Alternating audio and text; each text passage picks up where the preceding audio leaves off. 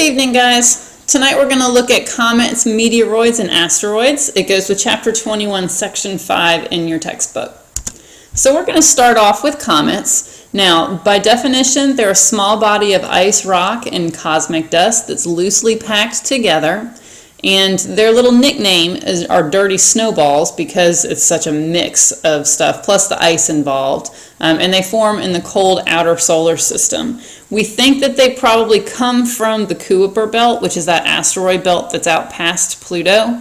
They also have a very, very defined oval orbit, a lot like the planets, but their orbits are much more kind of oblong and they go out way past Pluto. So their orbits don't stay quite as close in to the sun as the planets do. Now, if you've ever looked at a comet, maybe through a telescope, or some of them you can even see with your naked eye when you're looking at the sky, you'll see that they have a tail. And that's because as they get closer to the sun, the gases that are in that comet are going to burn off and form that tail. So what you're seeing are the gases that are reacting to the sun and basically incinerating or going away. Now the tail always points away from the sun because the solar wind is actually blowing it away from the sun. So if we look here, this comet, same comet, you see the big oval path, the orbit of it, but the tail is pointing away from the sun because that solar wind is blowing out. So if it's blowing out this direction, then it's going to blow the tail away from the comet. So no matter where it is in its orbit, the tail always points away from the sun. Now obviously there's no tail that's out here because it's not close enough to the sun to have the gases burning off.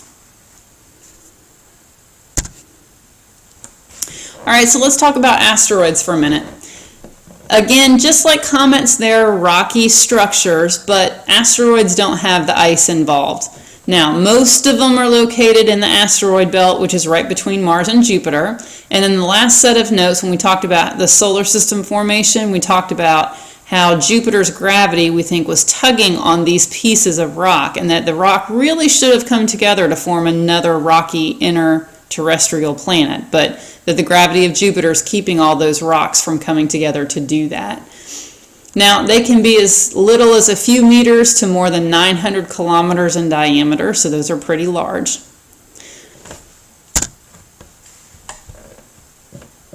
Now, if we have an asteroid that's coming towards us, it may be referred to as also a meteoroid, which is a small rock that's just sitting out in space.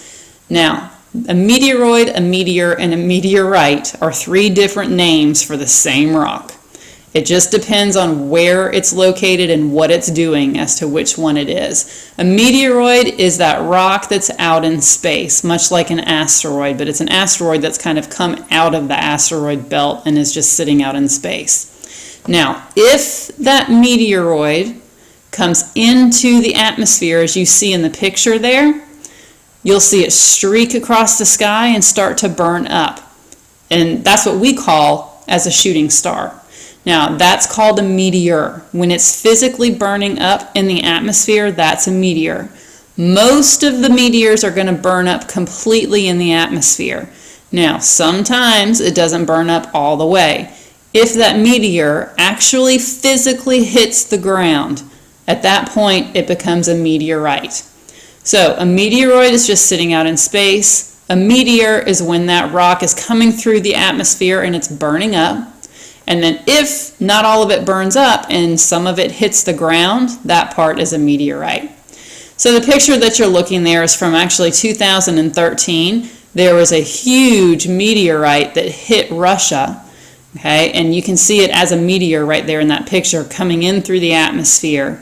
And then it did in fact hit the ground, but it basically disintegrated once it hit the ground. So there wasn't a whole lot to find except for, I believe, like a burned crater where it hit. Okay, make sure you have your completed notes tomorrow in class because I will be checking for them. Have a good night.